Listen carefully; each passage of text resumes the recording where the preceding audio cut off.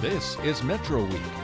Our top story, the votes are counted in Congressional District 2, and Martha McSally is the unofficial winner. Our Journalists Roundtable analyzes the race.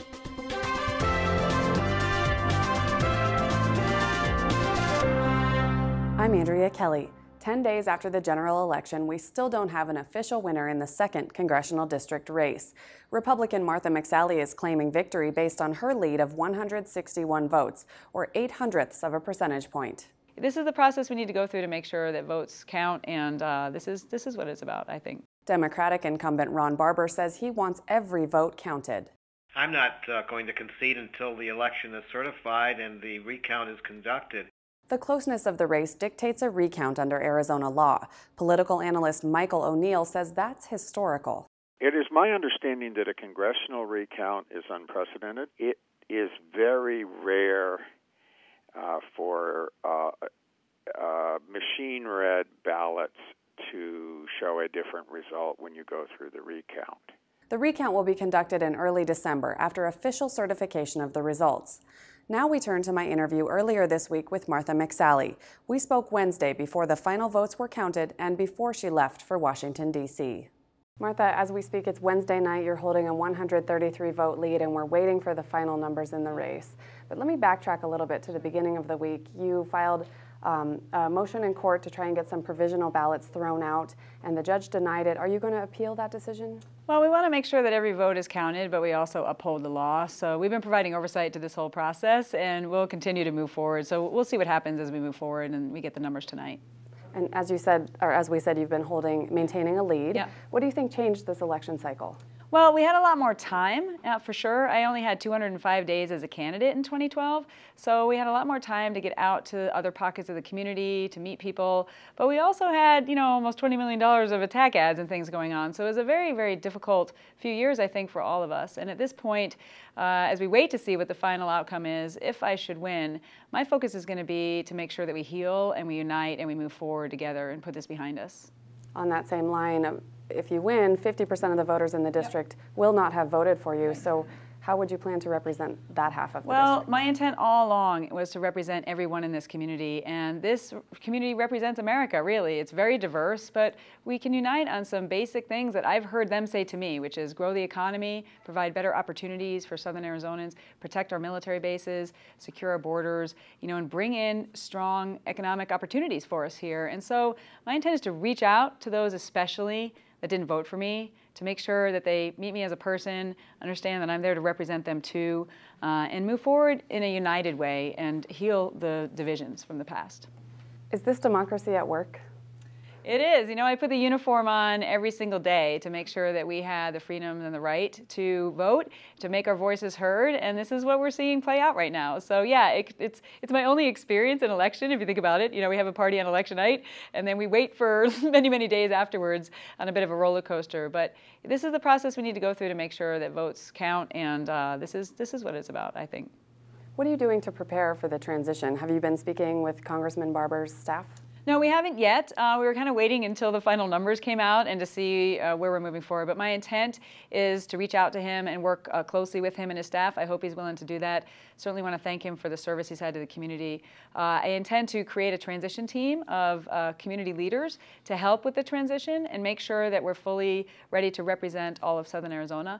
We have to for sure focus on constituent services. There's cases that Congressman Barber has of individuals who have had issues with federal agencies that we need to make sure we hand over those cases to our team as we're taking the baton should we prevail. And so my intent is to work very closely with them, and I hope they're willing to do that with us should we win. Last year at this time, you were in Washington at freshman orientation. Yeah. That's getting going as we speak. People are looking at offices and going through some trainings. So are you behind the curve? Well, pending the outcome tonight, I've already been through the first few days, right? We were joking today, it's the only class I've taken that I had to repeat in my life, right? But so I've been through the first 5 days. I intend to hit the ground running after we get the numbers tonight and join the rest of the people there so that we can, again, as we work through this process, we can start with a good running start and not waste any time because there's a lot of things to do in the transition. Leadership was a big component of your campaign, and the lack of leadership that you perceive in Washington or in this district. So what's going to change? What are you going to do on that front as a freshman?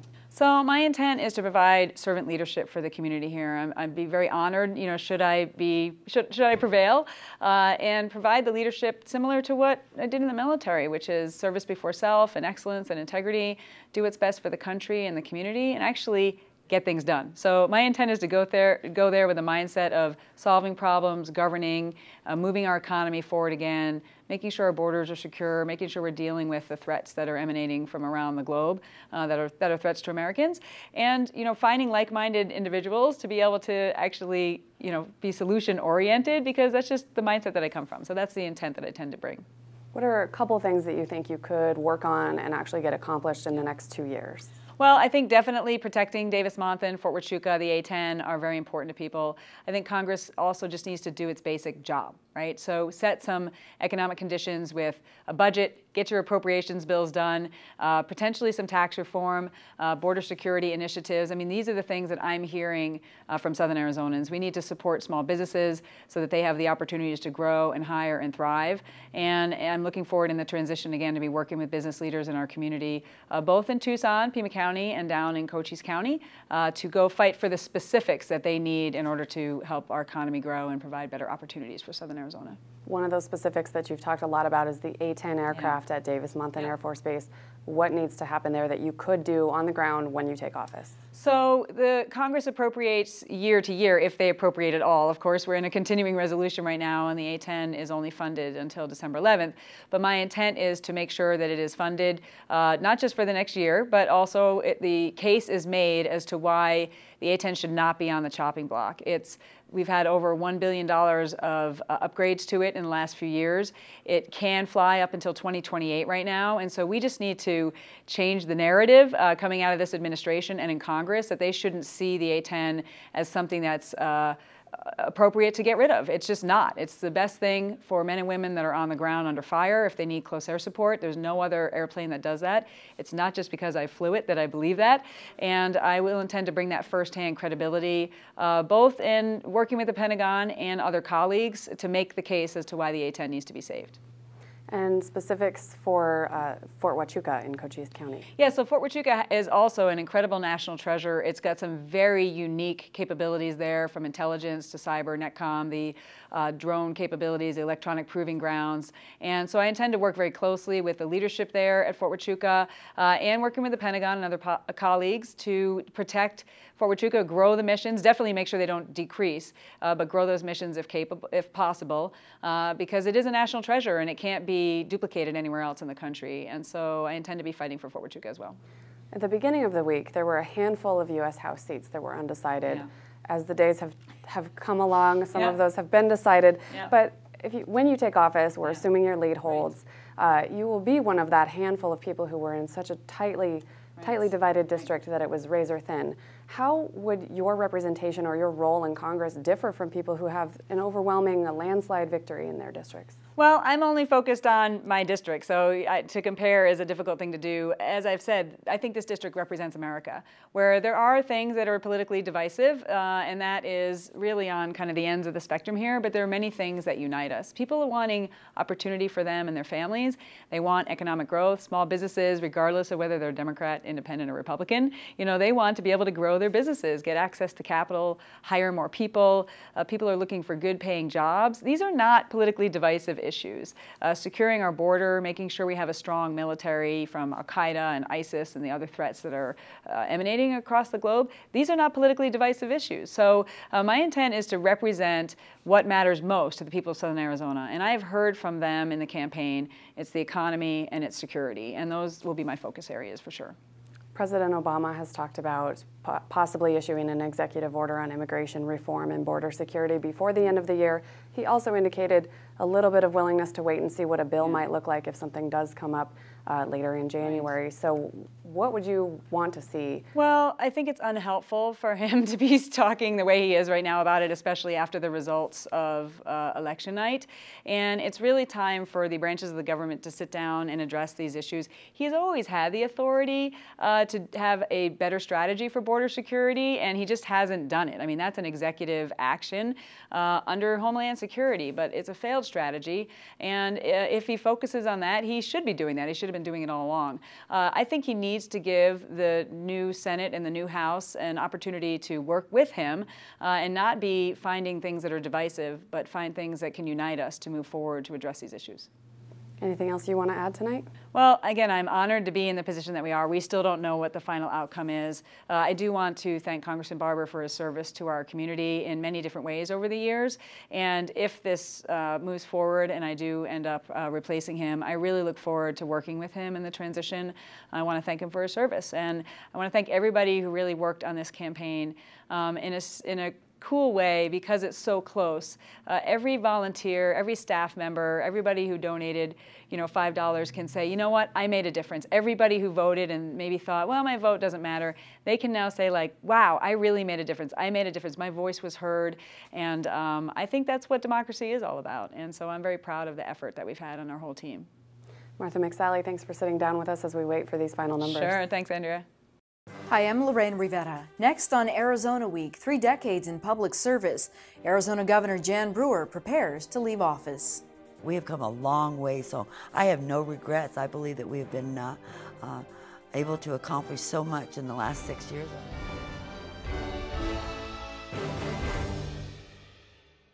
Now our Journalist Roundtable. Joining me this week is my colleague Christopher Conover of Arizona Public Media, Dan Shearer of the Green Valley News and Sahuarita Sun, and Thelma Grimes of Tucson Local Media. Christopher, let's kind of backtrack to the beginning of the week. Same thing I asked Martha McSally, which was explain the provisional ballot challenge that she had in court on Monday. She was challenging some of the ballots. What was that about? The challenge was over signatures. Some of those ballots, she claimed, did not have the signature of both the voter and a poll worker to certify that the person had, in fact, voted it there.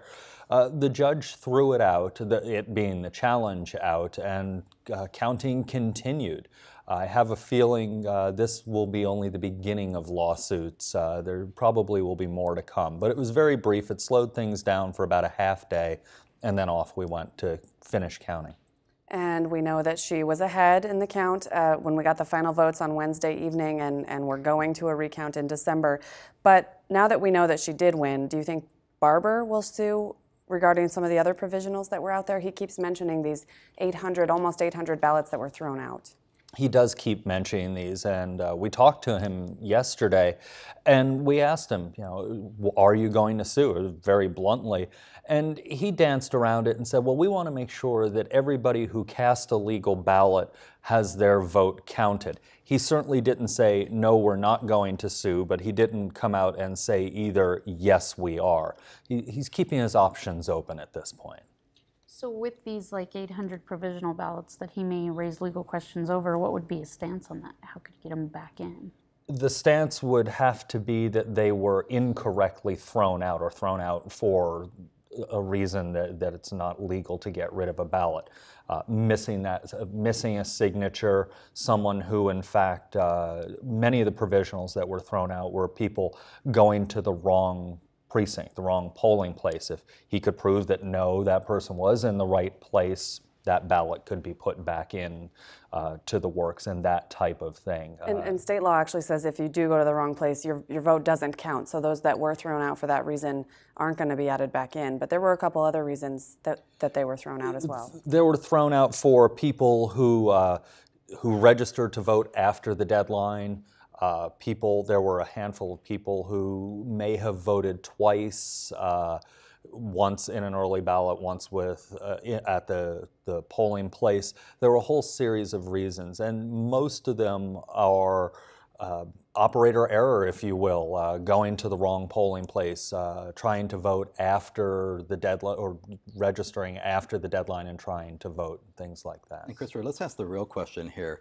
Do you think Ron Barber really even has control over whether he's going to dispute those provisional ballots, or do you think this train is being driven by somebody else? I would think certainly there are people advising him, and if he decided that it wasn't worth it, I would think he would be able to pull the plug on anything. But they are certainly raising money. They, being Barber and others, are raising plenty of money for a recount. The campaigns don't pay for the recount. We, the state, we, the citizens, the taxpayers, pay for recounts, just like we pay for elections. What they're raising money for is the legal challenges. We don't pay for those. They pay for those. So they're raising money. They're expecting to possibly do something and need a war chest to do that. Yeah, and the recount, of course, is mandatory, and no one would dispute that. But let's go over those reasons again for those provisional ballots. And half of them, like Andrea said, are because people went to the wrong polling site, and state law says that's it. So half those ballots already are off the table. And then, as you said, you had a lot of people who simply weren't registered after the deadline. You had 52, I think, who voted twice. So really, if you look at it from a practical standpoint, he doesn't have much to dispute there. It's a very small number, but remember, we're also only separated by 161 votes. So if he picked up 162 votes and McSally didn't pick up any, he would in theory win by 1 vote. Now, we all also know the chances statistically of that happening are very, very small. So that's, I think, where they start weighing things. And Dan, I want to, go ahead, Thelma. So were these 800 ballots in CD2, all of them? I would have to look. I don't remember of the ones thrown out in Pima County how many were in CD2. There were a good number of them, but I don't remember, to be honest, the number off the top of my head. So like Dan says, if you take like the state law where they're automatically out, and then if they're not even all in CD2, is it really worth that legal challenge? Well, don't forget also, he could challenge not only Pima County votes, but what got thrown out in Cochise, because all of Cochise is in CD2. And this recount is not just Pima County. This is all of the congressional district, which goes over into Cochise County also. Right. And if I remember, in 2012, Martha McSally did challenge, I think, 130 votes in Cochise County, so certainly not unprecedented. But you know what, I got to tell you, we're just kind of looking at this in a common sense sort of way, and my thought is, you know what, take that legal fund that you're collecting for the recount, and I think Ron Barber, if you're asking for one man's opinion, should build a youth center right smack in the middle of CD2 and call it a career, because this really is very close to an insurmountable number, and it's just going to drag us through 2 more weeks of really what we've been through the last 6 months, which was fairly despicable, actually, with all of the negative campaigning. Dan, before we move on to what exactly is going to happen with this recount in December, I want you to talk a little bit about some ballots coming from your coverage area, the Green Valley area. There were 208, I think, maybe 212 ballots that were found in the Pima County Recorder's Office, and those are it makes for a great news story when you say, hey, guess what, we just found 200 ballots that we didn't know about. Well, here's what happened. We have a Continental School District. A lot of people are surprised. We do have a school in Green Valley. Okay, so they found the ballot originally was misprinted. There was an error on the ballot, on the early ballot, so they sent those out, and then they sent out a separate ballot that was printed correctly. So now people in Green Valley have 2 ballots. Now, what happened was a lot of them put the early ballot in the wrong envelope, in the Continental School envelope, sent them back. Well, when all of those votes came into the elections department, they immediately put all the Continental School ones aside because they wanted to focus on Barber and McSally. Well, when they finally got around to opening those envelopes, they found, people had put the ballots in the wrong envelopes, and that's how we ended up with 200 more votes. And knowing Green Valley, and this district actually covers Green Valley and Sahuarita, I knew immediately she was going to take more of a lead because it tends to be a more conservative area. So that's what happened. Nothing nefarious. We figured out that it added about 28 votes to her total overall in the end. Right. And this is not a situation where we had some hanging chads, but Christopher, you lived in Florida in 2000 and covered that massive recount there. What did you learn from that you can use as a reporter going into December? I was there for the 36 days of recounting. I had a front row seat for the whole thing.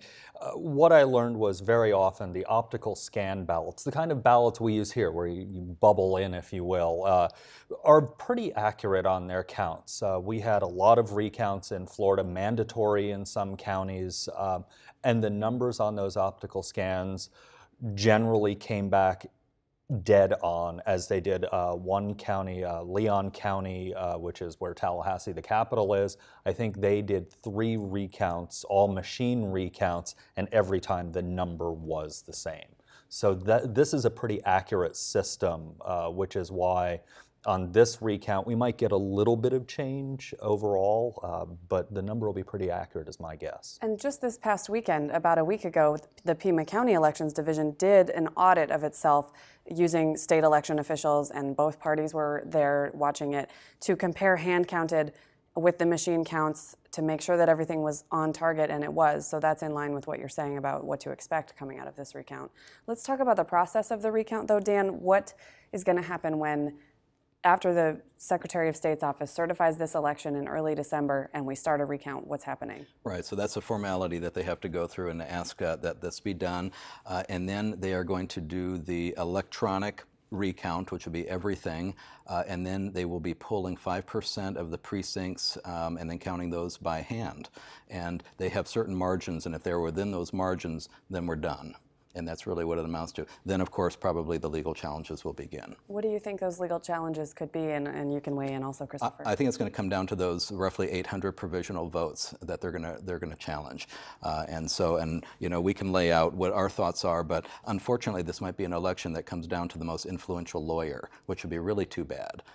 So that's not the way it should be. So, but it could come down to the legal challenge. That's really the only thing you can challenge is those 800, give or take, provisionals. They might, in the audit of the 5% that Dan was talking about, if there are some questions on ballots with 2 votes, for example, somebody bubbled in for, shall we say, McSally and then put an X through it and bubbled in for Barber, and then there was a line to that, who are they voting for? What about ballots that are called undervotes where nobody was voted for? You don't have to vote for a candidate. You can vote for just one thing on the ballot or nothing at all and send it in. That was actually one of the issues in Florida, were undervotes. Luckily, we will not have to deal with dimpled chads, hanging chads, and all of those things that I had to deal with in 2000. That's why I keep them on my desk, just to remind me of what it was like, but we don't have to deal with that. The optical scan is much more, I won't say reliable from a voter's standpoint, but you have a better idea of what the voter was trying to do, not that they just didn't punch all the way through. With, and it sounds like from you, the recount will probably be just a short amount of time, maybe a few days, but with the legal battles, how long are we looking at for voters to really be told this is your winner, and likely McSally, and then how does that affect the transition in offices? It's an interesting question. Well, remember 2000 went 36 days. It was a fun 36 days. I worked all 36 of them. This, we're dealing with a smaller group of votes, an office no less important, especially to the people who are taking it. You know, they want to win their races. Swearing in for members of Congress is, I believe, the 4th of January. So they will try and expedite this along. If it does get dragged out, we don't have a member of Congress until it is resolved. They won't leave Barber in there because he didn't win, but they wouldn't put McSally in because at that point she wouldn't have won necessarily if things get held up, is my understanding. 1 of 435. Doesn't stall Congress. They can certainly work without one member, but that means this district would go unrepresented. My guess is it will go quickly, though, and the courts will stay, you know, not take longer holiday breaks. They will move this along. Yeah, the Arizona Republic interviewed quite a few people on this, and the best guess is roughly a week before Christmas is what they say. So, you know, 2.5, maybe 3 weeks. That'd be my guess. So we will all be hoping that it doesn't go as long as the Minnesota Senate race that was 8 months, and, so we can get some sleep. But let's move on to some of the legislative races. Christopher, in Legislative District 9, that's the House seat that was two Democrats were running. Victoria Steele and Randy Freese. And one Republican, Ethan Orr, it appears that he has lost. What is that a final? Does this need to be recounted also? It doesn't need, this is a final. Ethan Orr has lost. The interesting thing on that was, Ethan or Representative Orr was a Republican, and that is a pretty Democratic district. And when he was elected 2 years ago, it raised a lot of eyebrows. He cast himself as a moderate. He voted with Jan Brewer for the Medicaid expansion. That got him on the wrong side of a lot of the conservative wing of the Republican Party. He also got on the wrong side of the Democrats, though, because he is a Republican. So everybody was coming after him. Jan Brewer, with her state PAC called Arizona's Legacy, invested a great deal of money in that race. She invested legislatively the most in his race. The only race that she invested more in was Secretary of State Michelle Reagan's race, or now Secretary of State-elect Michelle Reagan's race. And he lost, but it was very, very close. There may be a lesson in here somewhere. I think the dust hasn't settled enough to figure out what that political lesson is at this point. A possible additional lesson, Dan, is going to be in Legislative District 2. That's the district that does dip down into Green Valley and Sahuarita, where an incumbent lost in the House also. Right. It was a very big surprise because after redistricting, that district went from being very conservative to very well, we'll call it liberal. So the Democrats basically took over, and I think for a Republican, Chris Ackerley, to have cracked that so soon is a huge surprise. He beat Demian Klinko, who had been appointed to the seat in February, and it was a big surprise. Ackerley was out there really working, particularly down in Nogales. He won up here in Pima County, lost down in Santa Cruz, but not nearly as bad as people expected. And he is one of our representatives heading to the legislature. Like I said, a big surprise, but a lot of people cheering for him. Hard worker. What do you think were some of the key issues that won over the district, like you said, in a surprise? You know, I think for this, it is connecting with people, getting down there, and really for a lot of people, it's an education process. Here's what the legislature does. Here's what I can do for you up there. And a lot of people, particularly in the southern part of the district, feel disconnected. Mm-hmm. And Damian really didn't have very much time to connect with people down there. First of all, he lives in Tucson. Now, he was out and about quite a bit, but that's all the way down to Nogales. And to try to get them to really sign on with you and to have that loyalty to you is going to take longer than just a few months. So Chris was down there talking to a lot of people and really led them to believe that he will represent them well in the legislature, and I think he will. He's a teacher. Education is one of his big issues. That resonated with a lot of people. And then, of course, jobs. So it sounds like a grassroots kind of effort. It was boots on the ground all the way. And that was his second time running and Damian Klinko's first time running. Do you think that had an impact? You know, I don't know that it did. Chris did, again, have a lot of support from the Republicans down there, and they had not really been that organized down in Santa Cruz County until they found someone who they really believed in. And I think, again, they backed him there. And again, while he handily won Pima County, didn't win Santa Cruz County, he didn't lose down there nearly as bad as they thought he would. Right, Thelma, I'm going to shift to another topic here as the entire show is going to start to shift out of politics. Let's talk about a business story. Yeah, as you said, we're going to have to start looking at other stories soon. Yeah, the Pima County Board of Supervisors this Tuesday is going to look at the bike ranch issue that's being proposed right out of the Saguaro Park, and that's in Ray Carroll's district. And it's being met with quite a bit of opposition, so I think it's got an uphill battle. So what is Bike Ranch? What does this mean? You know, 45 acres, hotel, bike shop, restaurant, and they think this is, you know, the developers feel this is a prime location, whereas Ray Carroll even warned them, I think this is going to be a sensitive area because of your buffer zone issues around a national park, and that kind of thing has come up. And Ray Carroll is the county supervisor for that district, and as you said, the supervisors, the board of 5, has to approve this project, and that's because, well, they approve development in Pima County, but also this is a special development zone for being right against the park. Right. So right now they have to get a conditional use permit, which is part of their uphill battle, and they're also facing opposition from residents and the park itself. Thelma, my understanding, you just said the park is against it also, so they're not getting any help other than maybe some business interests on this. Yeah, like I said, the buffer zone issue is where the park's a little concerned. This is pristine desert, and they want it protected, and they want their park protected, and they don't think this, but you know, they think the bike ranch is a great idea, but the location is not. Because this is privately owned property, if the county denies the permits, do we get into an issue where it becomes, in legal terms, a taking because people can't do with the property what they want, or, oh well, too bad? I think it comes down to zoning and like the conditional use permit. You have to follow the zoning code, and that's where they're going to have the uphill battle. Thelma, the opposition is this is pristine area right against the national park. What's the positive? Is it tourism, dollars in? You know, I think the positive is, like one of the developers said, we're not going to build a housing development. We're going to build a bike ranch for bikers, and it's environmentally friendly. And she, to some degree, feels that people are against it because it's for bicyclists. But that's kind of what the proponents of it are. It's for bicyclists, and it's not housing development. And some groups in Pima County have really been working on making this a more bicycle-friendly area. I would imagine this speaks to that. Yeah, I think in the last 2 years, probably bicycling has become a huge issue here in Pima County, where they want to become friendlier. All right, we'll check back in on that after that vote. Thank you all for coming in this week. That's a wrap for us now. For more on these and other stories, including from NPR 89.1, go to our website.